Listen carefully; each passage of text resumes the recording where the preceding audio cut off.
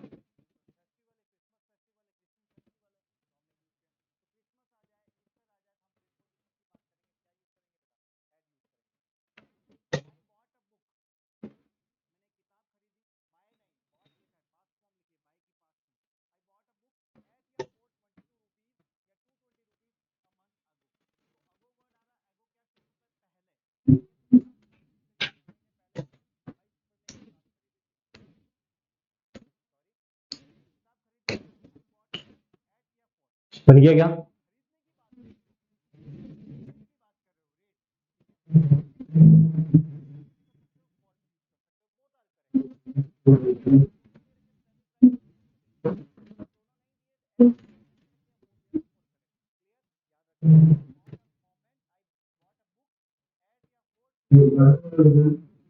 हाँ, ये पाकिस्तान के जिले हैं। हाँ, ऊपर पंजाब है, फिर सिंध है, इसी तरह से क्रम से लिखा, बिल्कुल सिस्टम के साथ लिखे हुए हैं। क्योंकि यहां से एक प्रश्न आया था सबसे पहले, एक एग्जाम हुआ था उद्योग प्रसार अधिकारी का, इंडस्ट्री इंस्पेक्टर का एक पेपर हुआ था, उसमें पूछा गया था निम्न में से कौन सा जिला पाकिस्तान का सीमा नहीं बनाता है। तो इस तरह से, और पहले जब यहाँ पे नाम आता था, एक नाम आता था मीरपुर। क्या नाम आता है? मीरपुर, ये नाम आता था एग्जाम में। कई लिखा मीरपुर, कई लिखा मीरपुर खास, लेकिन अब ये नहीं लिख रहा है इसको आप लोग, ठीक है ना।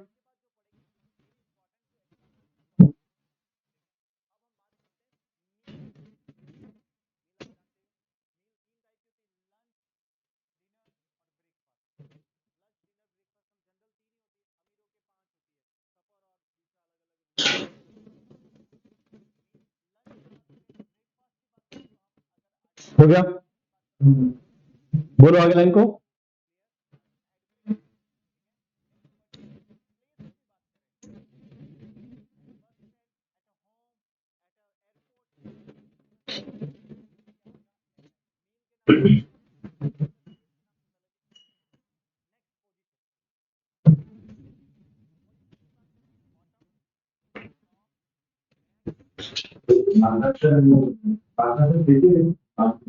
हाँ, भाकासर तहसील, सागर तहसील है, भाकासर छोटा सा है, मूल रूप से तहसील तो इसकी सागर है, ठीक है।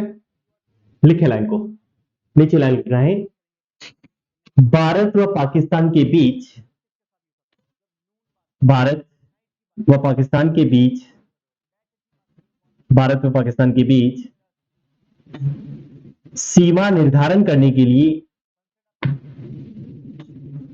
सीमा निर्धारण करने के लिए 30 जून 1947 को, 30 जून, ध्यान रखना डेट बता रहा हूं, बाकी आगे कल लिख चुके हम लोग कि इसका निर्धारण 17 अगस्त 1947 को, बात हम आगे लिख चुके हैं, लेकिन क्या लिख रहे हैं उस बात को याद रखना। 30 जून 1947 को, 30 जून 1947 को रेडक्लिफ की अध्यक्षता में, रेडक्लिफ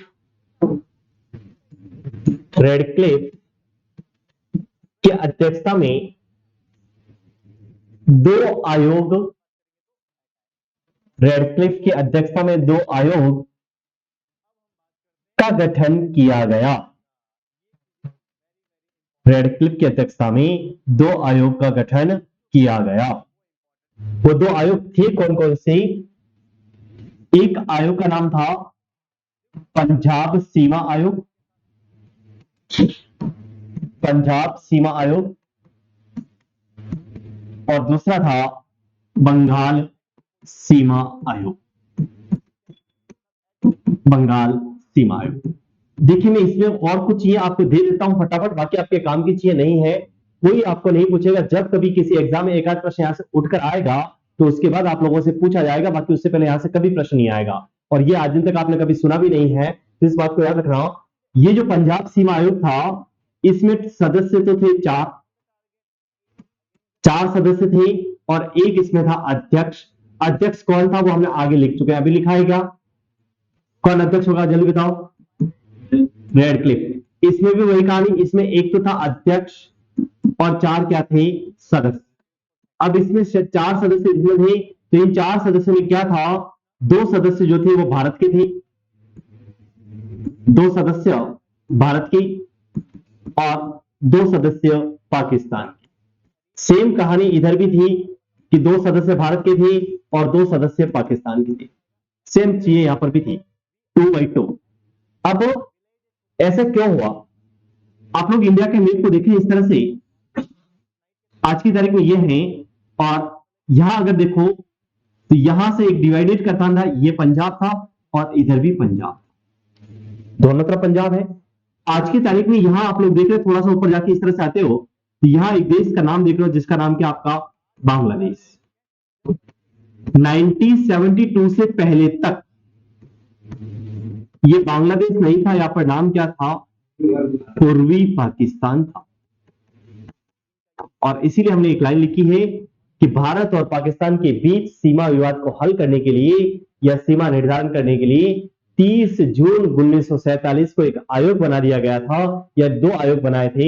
उस आयोग का नाम था एक पंजाब सीमा आयोग, दूसरे का आयोग नाम था बंगाल सीमा आयोग। और इन दोनों आयोगों का जो अध्यक्ष था उस अध्यक्ष किसको बनाया गया था, रेडक्लिफ को।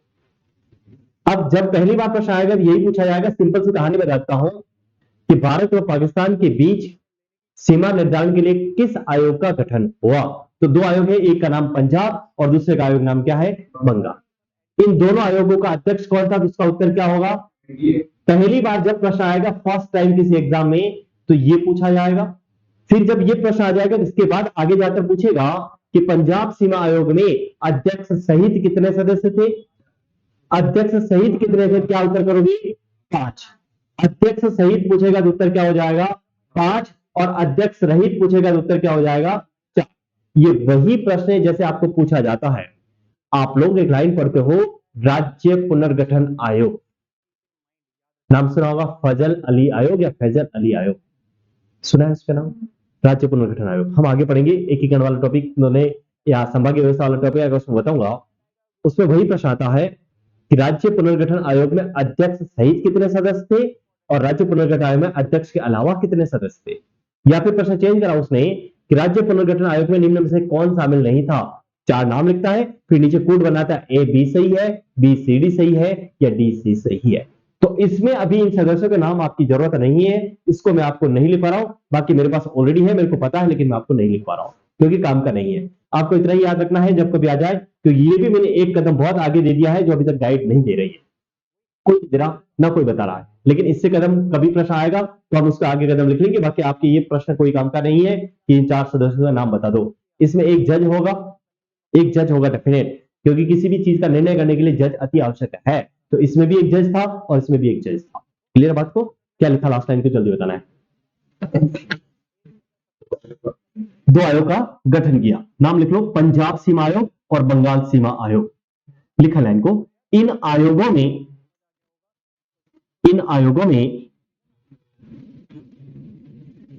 में रेडक्लिफ के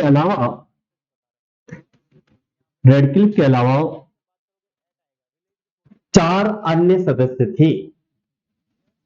रेडक्लिफ के अलावा 4 अन्य सदस्य थे, 4 अन्य सदस्य थे। इस रेडक्लिफ का पूरा नाम पता है क्या किसी को, रेडक्लिफ का पूरा नाम किसी को पता है क्या, हाँ, सर सिरिल रेडक्लिफ। फिर आप एक चीज सुनना, मैं आप ही के प्रश्न के ऊपर जवाब दे रहा हूं, मेरी तरफ से नहीं। आप क्या पढ़ते हो, आपने डेफिनेट पढ़ा होगा, जहां कहीं लिखा होगा, एक लिखा होगा सर एम रेडक्लिफ, देखना आराम से किताबें उठा के, ये एम है उसके अंदर, पुराने नोट्स भी हो तो उसमें देख लेना, उसमें यही लिखाया गया होगा सर एम रेडक्लिफ। तो इस एम का मतलब क्या है, एम है लिखा है, आप किताब उठा के देख लें या आपके नोट्स भी देख लें, पहले अगर पढ़ रखा है उस नोट्स में भी लिखा होगा एम, उस एम का मतलब क्या है, कोई बता सकता हो तो बता दो। इस रेडक्लिफ का पूरा नाम था मिस्टर माइकल सिरिल रेडक्लिफ, ये इसका पूरा नाम था, मिस्टर माइकल सिरिल रेडक्लिफ। इस रेडक्लिफ का पूरा नाम है, जिसको हम लोग आधा ही पढ़ते हैं, अपने काम का नहीं आता इसलिए हम पढ़ते क्या, sir M Radcliffe, sir M Radcliffe पढ़ के चले जाते हैं। लिखना चाहो तो लिख लो, रेडक्लिफ का पूरा नाम, रेडक्लिफ का पूरा नाम, रेडक्लिफ का पूरा नाम, और इसी तरह से लिख लो mister Michael Cyril Radcliffe, Radcliffe का पूरा नाम मिस्टर माइकल सिरिल रेड, हाँ हाँ लिखो ना पढ़ी, सर लिखो तो ठीक है, बाकी कोई दिक्कत ना है, ये सर और मिस्टर एक ही कहानी, सीधी सीधी कहानी यह है। तो अंग्रेजी में उसको सर लिखा हुआ क्योंकि वो अंग्रेज वकील था, वकील, और निर्धारण करने के लिए उसको वकीलों का ही नियुक्त किया था, तो इसको लिखा mister Michael Cyril Radcliffe.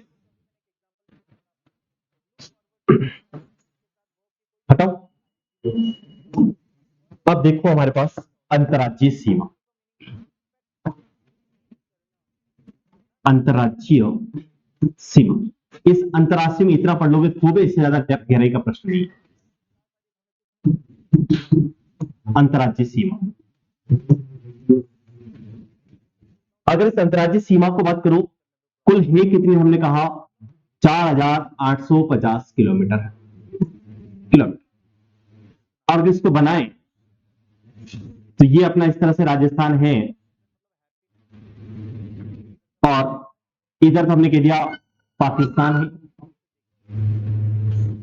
Pakistan. इधर टोटल इसके कितने राज्य हैं, ये कितने राज्यों के साथ लगती है, तो पहला उत्तर क्या होगा, 5 राज्यों के साथ। और ये 5 राज्य है कौन कौन से, तो सबसे पहले इस बात को याद रखना, परीक्षा में कितनी बार सिंपल सा प्रश्न आता है कि राजस्थान की अंतर्राज्यीय सीमा कितने राज्यों के साथ लगती है, या राजस्थान के पड़ोसी राज्य कितने हैं। तो पहली पड़ोसी कितने हैं, तो 5 है। सबसे उत्तर की बात करोगे, सबसे उत्तर में मिलेगा कौन, पंजाब। इसका जस्ट पड़ोसी मिलेगा कौन, हरियाणा। देन उसका पड़ोसी मिलेगा कौन, यूपी, यूपी का मतलब उत्तर प्रदेश। देन मिलेगा आपको एमपी, मध्य प्रदेश, और लास्ट में मिलेगा आपको जीयूजे यानी गुजरात। पंजाब के साथ कितनी सीमा लगाएंगे हम लोग, 89 किलोमीटर। गुजरात हरियाणा के साथ कितने लगाएंगे, 1262 किलोमीटर। यूपी के साथ कितने लगाएंगे, 877 किलोमीटर। एमपी के साथ 1600 किलोमीटर, और गुजरात के साथ 1022 किलोमीटर। अब चाहे तो एग्जाम में यहां से परसेंटेज का प्रश्न बना ले, जो बहुत सारे लोग लिखवा रहे हैं कि राजस्थान की कुल सीमा के अंतरराष्ट्रीय सीमा कितने प्रतिशत है। अरे भाई, जब कुल सीमा हमारे पास 5920 किलोमीटर है, इसमें से 1070 किलोमीटर ऊपर चली गई, इंटू 100 कर लो, ये परसेंटेज इधर आ जाएगा। राजस्थान की कुल सीमा का अंतरराज्यीय सीमा कितने प्रतिशत है, तो वो कैलकुलेशन कर लो। वहां पे कैलकुलेशन उस समय इस फॉर्मेट में करना कि वहां पे सीधा ऑप्शन देखने को मिले, ऑप्शन से उत्तर हो जाए। अब अगर इसको काट के देख लो, तो 0 से 0 पहले काट दो, तो आपके पास 1107 ही बचता है। तो डेफिनेट वो नहीं कटेगा, क्योंकि इधर से वापस मल्टीपल होगा। आप चाहो तो इधर से इधर काट के देख लो, भले इसको काट लो, तो 5092, ये 592, 1070, तो डेफिनेट इसका मतलब 2 का भाग तो जाएगा ही नहीं, 2 का भाग तो जाएगा ही नहीं। या जाएगा, नहीं जाएगा, क्योंकि वो 1100 से ऊपर हो जाएगा, 600 लगभग 1200 के आसपास चला जाएगा। तो डेफिनेट 1070 2 का भाग नहीं जाएगा, 8 2 16, तेरे भाग का 1 का ही जाएगा। तो अब उस विकल्प में देखना, अगर उसके एक वाला ऑप्शन है और बाद का नजदीक का कहीं उत्तर लगा चले, ये सिस्टम के साथ है, तो इस कैलकुलेशन को थोड़ा सा ध्यान रखना है। ये परसेंटेज के रूप में आया, इस फॉर्मेट के प्रश्न आएगा। अब इसमें सिस्टम कैसे पढ़ना है, इस बात को याद रखना। ये टोटल 5 है, ये 5 है। अब इस 5 को देखो, तो इसको पढ़ेंगे कैसे हम लोग। सबसे पहले डालेंगे नंबर 1, लिखेंगे क्या, उत्तर पूर्व में, सॉरी सीधा लिखता उत्तर में, उत्तर में पंजाब के साथ, पंजाब के साथ सीमा है कितने, ऑलरेडी पता, 89 किलोमीटर। नीचे आएंगी, जिले लिखेंगी, राजस्थान के जिले, राजस्थान के जिले, और दूसरा फिर लिखेंगे पंजाब के जिले, पंजाब के जिले। राजस्थान के जिले लगेंगे कौन कौन से, सिस्टम के साथ उधर से प्रक्रिया होगी। एक जिला लगेगा आपका कौन, श्री गंगानगर। दूसरा कौन लगेगा, हनुमानगढ़। इसके कौन से लगते हैं, एक लगता फौजिल का, और दूसरा लगता श्री मुक्तसर साहिब, श्री मुक्तसर साहिब। इसीलिए आपको पढ़ाते हुए बहुत सारे लोग ट्रिक्स बताते हैं कि एफएम से याद कर, फौजिल का, मुक्तसर। अब ये जिले कितने लगे, 2, और इसके भी जिले कितने लगे, 2, यानी पंजाब के साथ तो कोई लड़ाई है, वो तो अपने आप चल रहा है कि भैया 2 तेरे 2 मेरे, कहानी खत्म कर देते हैं। तो इसको इस फॉर्मेट में बनाना, फिर अगला दूसरा नंबर का लिखेंगे।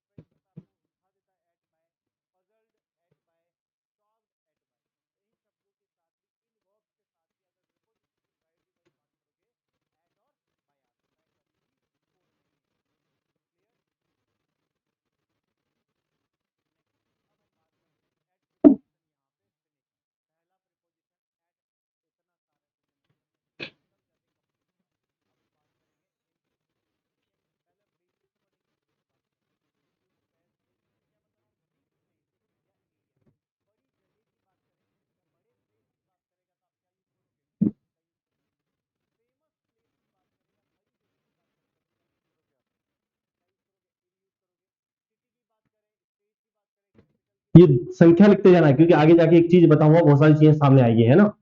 ये पड़ोसी राज्य के नहीं लिखो तो कोई बात नहीं, लेकिन अपने राजस्थान की जो संख्या लिखा है वो संख्या लिखना, क्योंकि लास्ट में जाके एक कैलकुलेशन आएगी, सारी सारी आपको वहां पे प्रश्न सही होगा, क्योंकि बहुत सारों का वहां पे एक प्रश्न कंफ्यूजन वाला है, वो राइट हो जाएगा।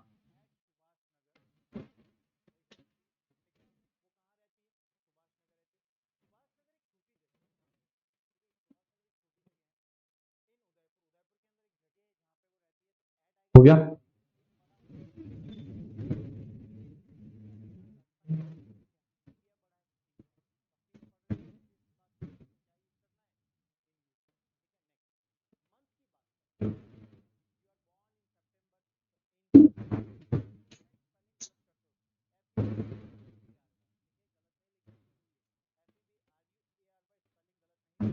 हो गया क्या?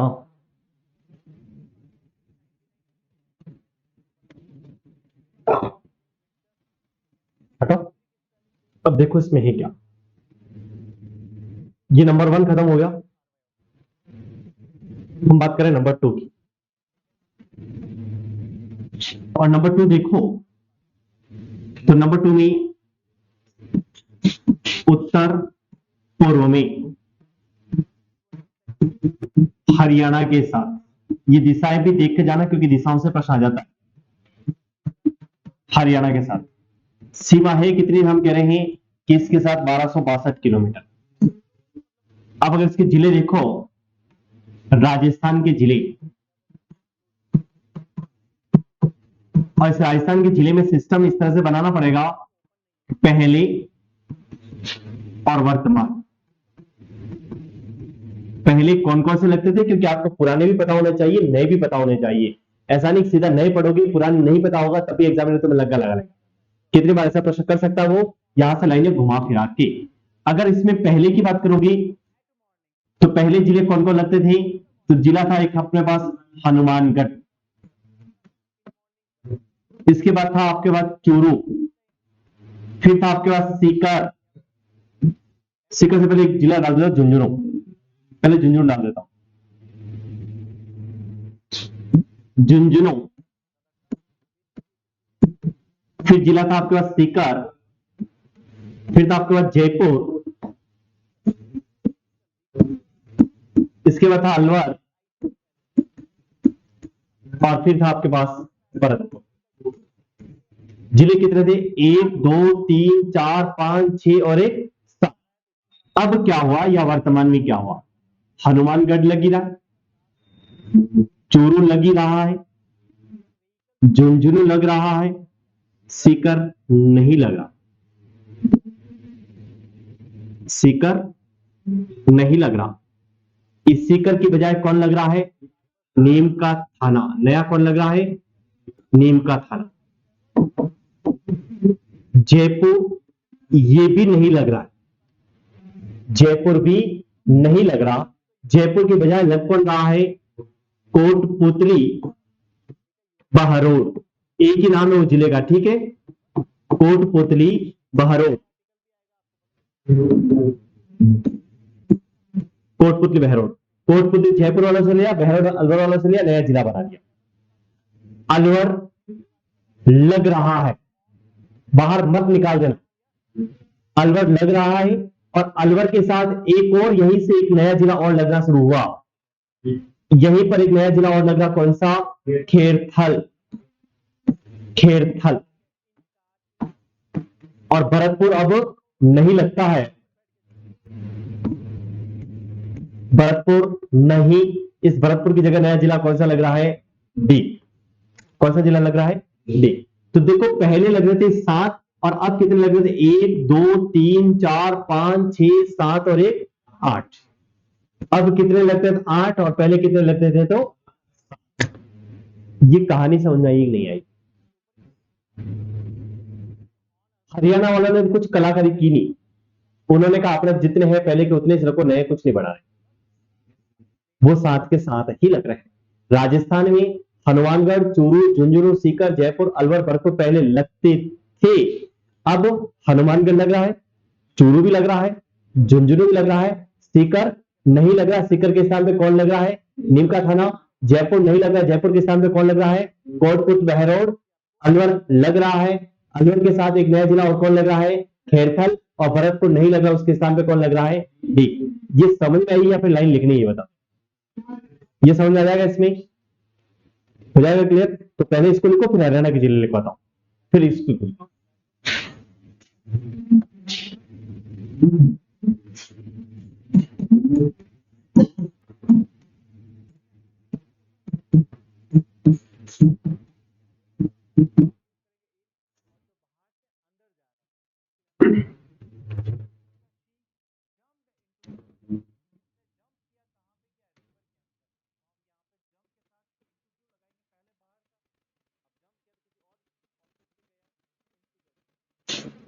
हरियाणा के अगर जिलों की बात करोगे आप लोग,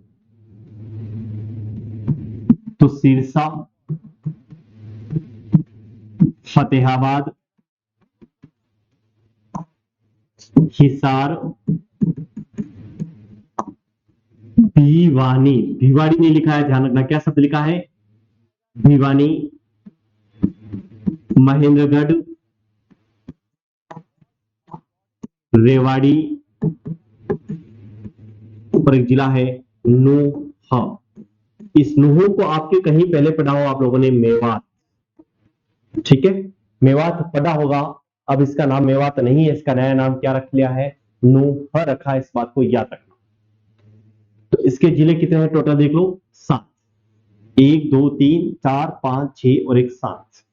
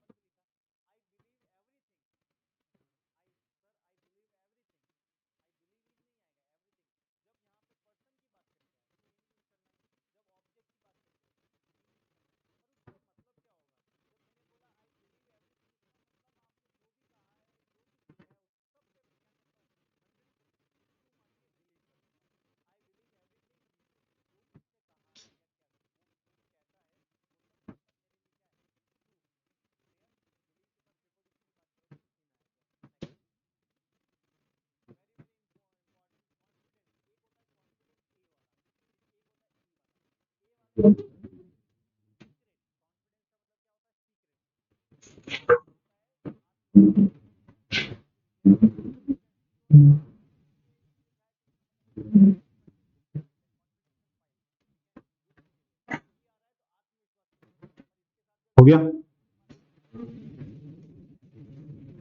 यहां से कोई करेक्टर बता सकता है कि ऐसा कोई प्रश्न और आ सकता है क्या यहां से?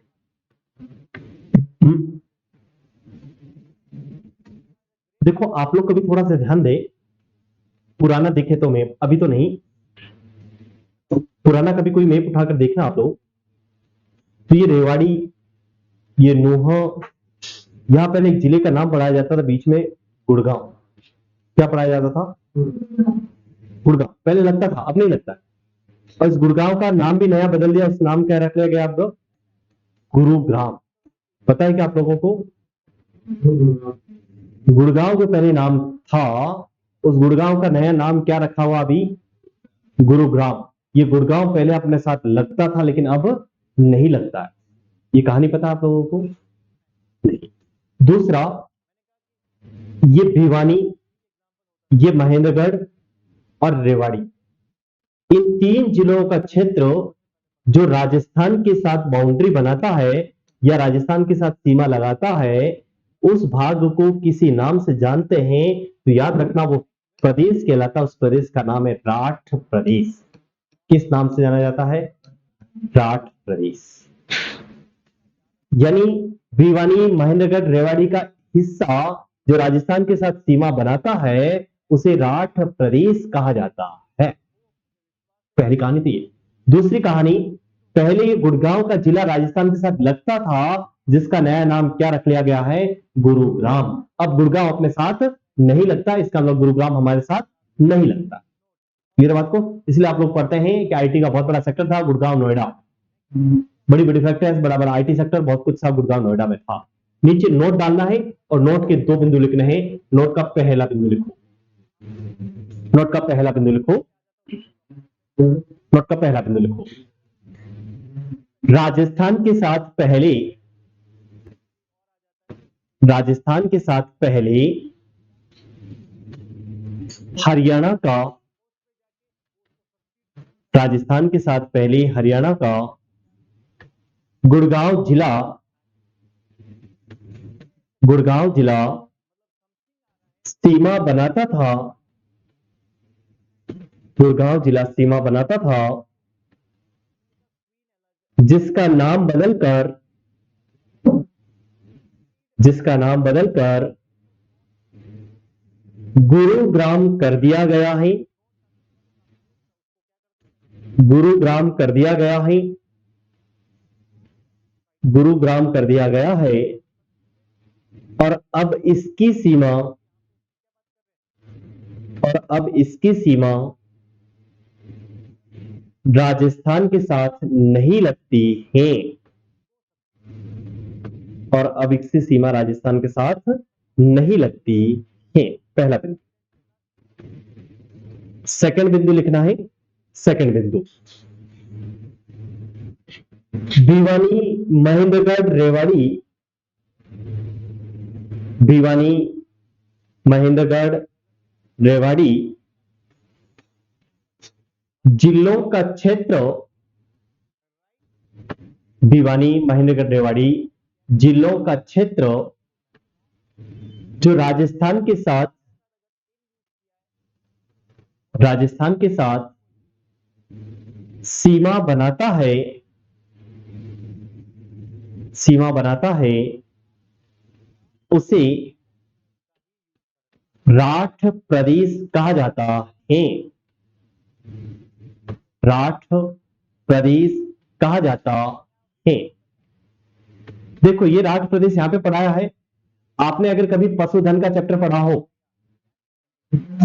राठी गाय की नस्ल है, पता है? राठी गाय की नस्ल है जिसको राजस्थान की कामधेनु कहते हैं, अच्छी दूध देने के कारण। ऐसे ही अगर कभी ध्यान दोगे तो अपना जो राजस्थान है, जिस तरह से हम जिलों में बांटते हैं, ऐसे हम संभागों में बांटते हैं, वैसे कुछ प्रशासनिक भागों में बांटते हैं, ऐसे ही पशुधन के दृष्टिकोण से भी राजस्थान का डिवाइडेशन है। पशुधन के दृष्टिकोण से और पशुधन से दृष्टिकोण से राजस्थान का जो डिवाइडेशन है वो 10 भागों में है।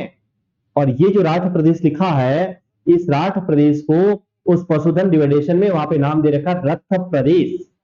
क्या नाम दे रखा है? रथ प्रदेश।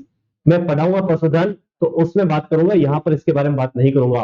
और आप कितने सारे लोग आपको पढ़ा देते, लेकिन उसका उत्तर कोई नहीं बताता कि राजस्थान को कितने भागों में बांटा है पशुधन के दृष्टिकोण से। तो उसका उत्तर क्या होगा, 10 भाग। और उस 10 भाग में एक भाग कौन सा है, रथ प्रदेश। और रथ प्रदेश कौन सा है, वो ये राठी प्रदेश का ही पार्ट है, इसी का पार्ट है वो। रथ प्रदेश वो इसी का पार्ट है, तो इसको हम आगे लिखेंगे। अब देखो, एक करंट का प्रश्न बताता हूं, ढूंढना, मेरे को नाम ध्यान नहीं आ रहा उस व्यक्ति का, अचानक सा भूल गया हूं मैं। ये जो नूह वाला बेल्ट है, और ये नूह का ये मेवात वाला जो इलाका है, इस मेवात का एक कोई छात्र है, नाम मेरे को साफ हो गया है, मैं पढ़ नहीं पाया, पढ़ा था लेकिन मेरे ध्यान नहीं आ रहा है। वो छात्र भारत से पहली बार अमेरिका में कोई रेस हुई है, दौड़, उस दौड़ में शामिल हुआ है। भारत से पहली बार कोई छात्र उस दौड़ में शामिल हुआ है, यूनिवर्सिटीज में वो कोई स्कॉलरशिप के बेस पर गया है। वो छात्र इस मेवात का रहने वाला है, मुझे नाम उसका ध्यान नहीं आ रहा है, वो है मोमेडन है कोई नाम, यानी मुस्लिम छात्र है कोई, उसका नाम ध्यान नहीं आ रहा है, कोई फर्राटेदार दौड़ने वाला था, मेरे को अचानक सा ध्यान नहीं आया, नाम निकल गया, शार्प हो गया है।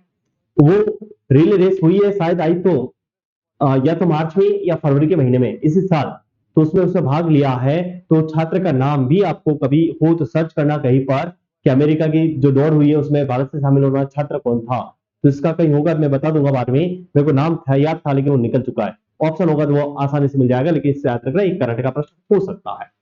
ठीक है, ये 2 नाम हो गए हमारे पास। अब आते हैं हम लोग नंबर 3 पे।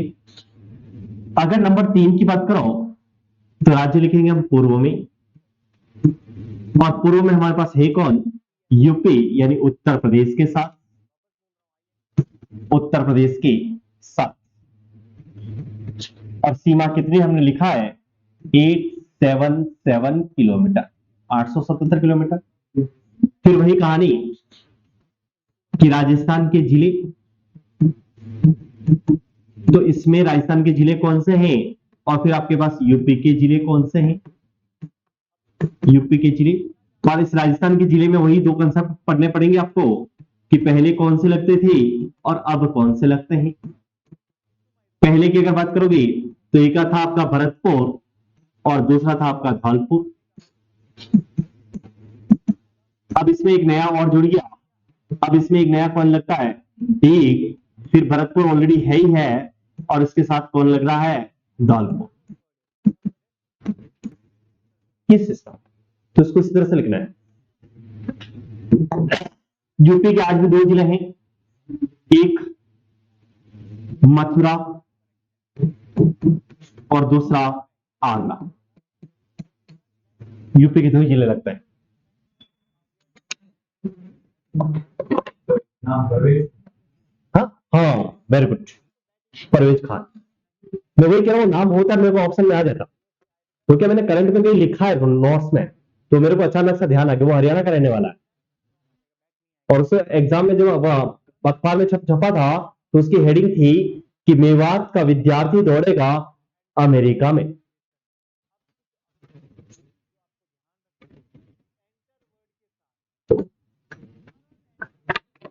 किधर मिला, गूगल पे, अखबार की कोई कटिंग आई होगी।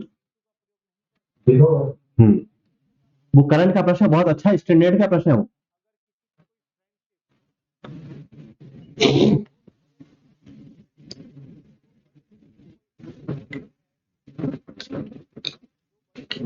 हो गया,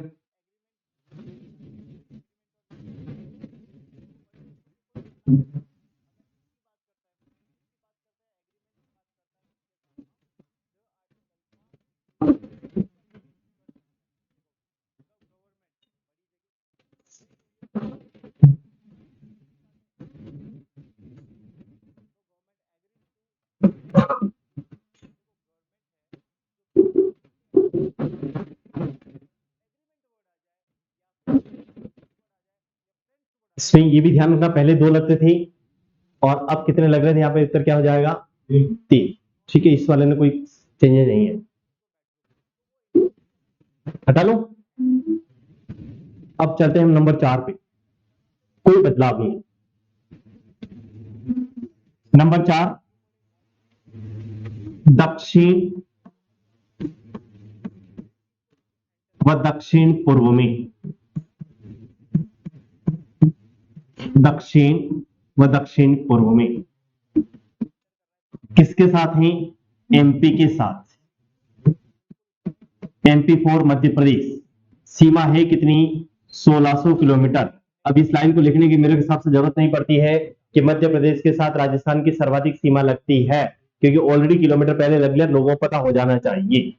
बात करें इधर से जिलों की, तो पहले वही राजस्थान के जिले और फिर एमपी के जिले। कितने लगते जल्दी बताओ, पहले संख्या बता दो मेरे को फटाफट। 10। कितने लगते हैं? तो 10। अब इस 10 की संख्याओं को अगर लिखना शुरू करूं तो स्टार्ट हो जाऊंगा कहां से? धौलपुर से। बताओ धौलपुर का पड़ोसी कौन आएगा? करौली। उसका पड़ोसी कौन आएगा? सवाई माधोपुर। सवाई माधोपुर के पड़ोसी में कौन आएगा? कोटा। कोटा के पड़ोस में कौन आएगा? बारां। बारां के पड़ोस में कौन आएगा? झालावाड़। झालावाड़ के पड़ोस में कौन आएगा? चित्तौड़गढ़। कैसे आएगा बताऊंगा। अरे लिखो, मैं कह रहा हूं बताओ। चित्तौड़गढ़। चित्तौड़गढ़ के पड़ोस में कौन आएगा? भिलवाड़ा। भिलवाड़ा के पड़ोस में कौन आएगा? प्रतापगढ़। थोड़ा नीचे जाना है क्योंकि चित्तौड़ वापस आ जाएगा इसलिए। प्रतापगढ़। और प्रतापगढ़ के पड़ोस में कौन आ जाएगा? बांसवाड़ा। कितने हो गए दोस्त? 1 2 3 4 5 6 7 8 9 और 1 10। ये 10 है। एमपी के 10 जिलों का नाम बता सकता है क्या कोई? एमपी के 10 जिलों के नाम कोई बता सकता है क्या? हाँ, एमपी के भी 10 है, 100% 10 है। कोई बता सकता है किसी बात का? कौन? नीमच। हाँ, एक तरह पता क्योंकि थोड़ा पड़ोस में। हाँ, रतलाम भी लगता है। Very good. और कोई? झाबुआ लगता है। शाबाश, वेरी गुड वेरी गुड। देखो इसमें एक जिला लगेगा,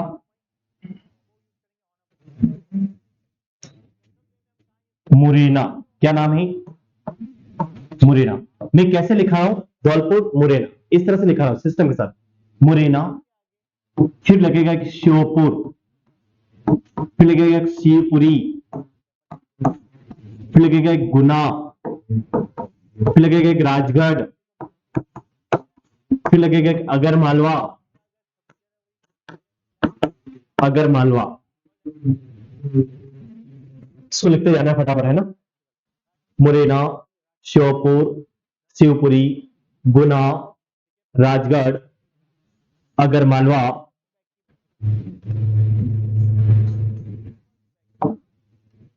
नीमच,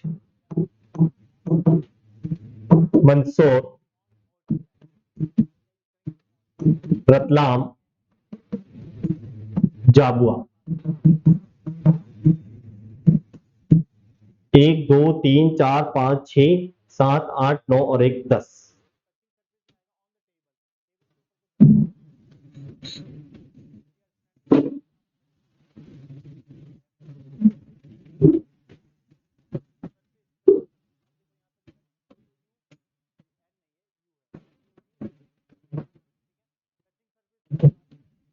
हो गया?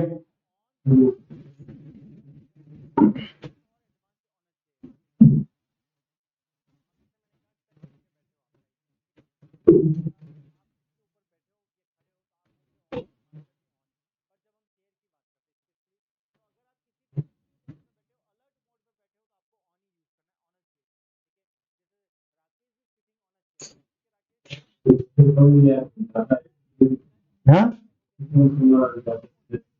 नहीं, इन जिलों से नहीं। वो तो एक ऐसा है ना, है तो बहुत कुछ है। वो तो फोकट की पंचायती है। समझ के बात को, वो फोकट की पंचायती है। क्योंकि आपकी जो रेफरेंस किताबें हैं, उन रेफरेंस किताबों में ये चीजें कहीं लिखी हुई नहीं है, कहीं लिखी हुई नहीं है। ये सारी चीजें केवल उन गाइडों में लिखा हुआ है, इतनी इसकी लगती है, इतनी इसकी लगती है, और उसका रेफरेंस ढूंढो फिर कहीं मिलता ही नहीं। वो बस उसको देखता है, इधर देखो तो आपका झालावाड़ की सबसे ज्यादा वो एक सिंपल सा प्रश्न वो सामने दिख जाता है। तो इस तरह से ऐसे प्रश्न नहीं आते। एग्जामिनर को प्रश्न बनाने के लिए कुछ ना कुछ सोर्स चाहिए, बिना सोर्स से प्रश्न नहीं बना सकता। तो इस बात को थोड़ा सा ध्यान रखें। हो गया? अब देखा यहाँ पे एक थोड़ी सी चीजें दिखा देता हूं जो आपके काम की है।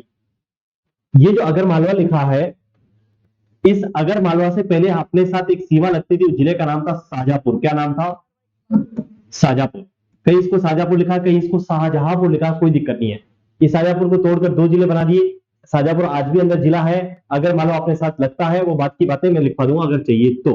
अब स्थिति देखो, अपने राजस्थान को इस तरह से बनता है ये, यहां से, और इस तरह से देखो तो यहां आने के बाद लगभग इस तरह से, इस तरह कंडीशन है, और फिर इस तरह से आता है, और फिर इस तरह से हम लोग नीचे चले जाते, इस तरह से। इसमें यहां पर इस तरह से एक डिस्ट्रिक्ट होता है, वो पूरा डिस्ट्रिक्ट इस तरह से है, और एक लाइन फिर यहां पर आ जाती है, और फिर एक छोटा सा यहां पर इस तरह से ये बनता है, और फिर बीच में एक तरह से यहां से लाइन है, और उसके बाद फिर यहां से एक इस तरह से एक जिला है।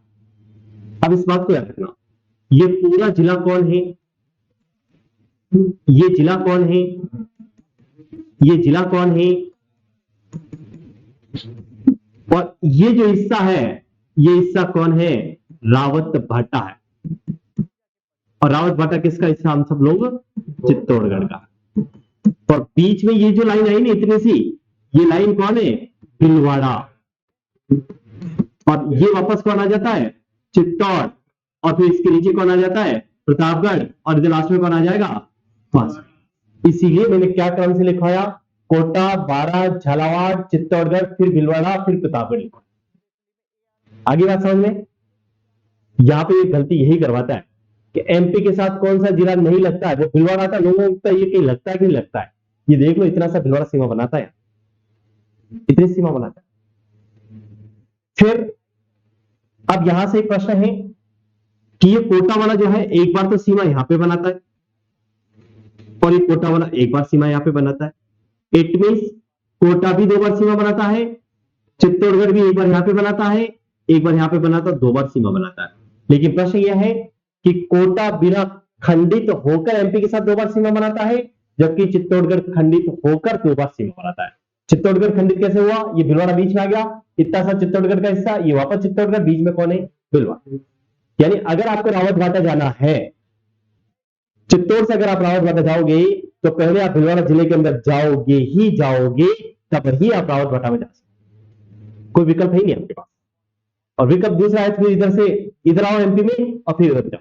लेकिन अगर राजस्थान की सीमाओं से जाना है, तो भीलवाड़ा में आपको जाना ही पड़ेगा। क्लियर बात को? नीचे लाइन को लिखना है, नीचे लाइन को लिखें, नीचे लाइन को लिखें। कोटा व चित्तौड़गढ़, कोटा व चित्तौड़गढ़, कोटा व चित्तौड़गढ़ 2 ऐसे जिले हैं, कोटा व चित्तौड़गढ़ 2 ऐसे जिले हैं जो एमपी के साथ, जो एमपी के साथ 2-2 बार सीमा बनाते हैं, एमपी के साथ 2-2 बार सीमा बनाते हैं। कोटा बिना खंडित होकर, कोटा बिना खंडित होकर 2 बार सीमा बनाता है, कोटा बिना खंडित होकर 2 बार सीमा बनाता है, जबकि चित्तौड़गढ़, जबकि चित्तौड़गढ़ खंडित होकर, जबकि चित्तौड़गढ़ खंडित होकर। Next slide. एमपी का नीमच, ये इधर पड़ेगा बीच में, इधर नीमच, इधर भी राजस्थान, इधर भी राजस्थान, इधर भी राजस्थान, 3 ओर से। एमपी का नीमच 3 ओर से,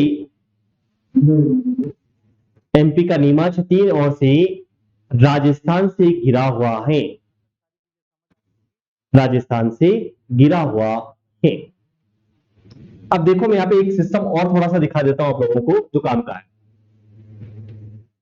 पुराना अगर पढ़ रहे हैं हम लोग, तो हम लोग एक लाइन पढ़ते थे कि राजस्थान में भौगोलिक रूप से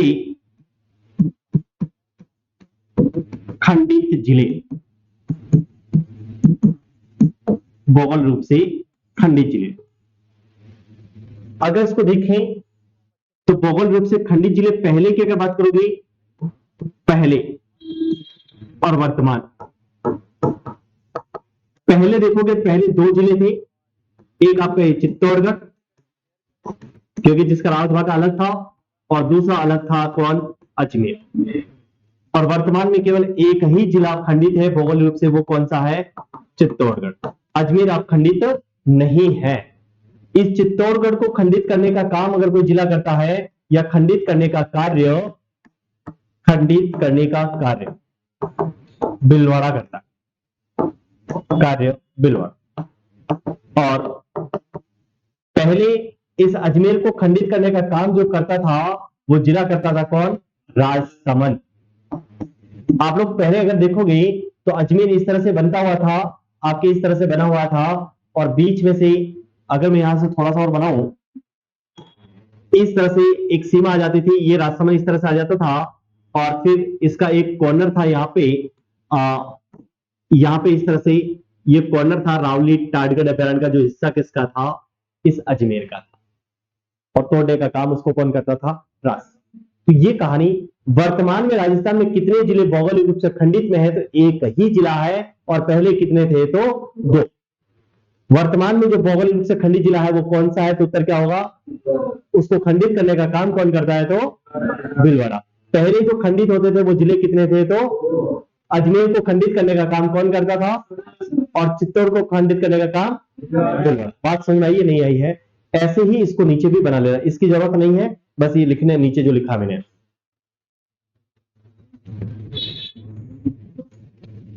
हाँ, पढ़ेंगे तो सारा सिस्टम के साथ, नहीं पढ़ेंगे तो हम बहुत सारी चीजें गायब करना हुआ हमें।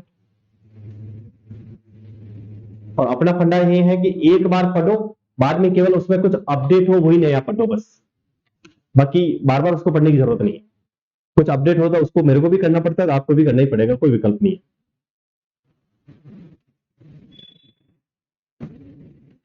इससे आगे कुछ ये है उसको हम कल पढ़ेंगे। कल ये चैप्टर हमारा खत्म हो जाएगा, और हो सकता है कल ही हम एक नया चैप्टर स्टार्ट कर लें।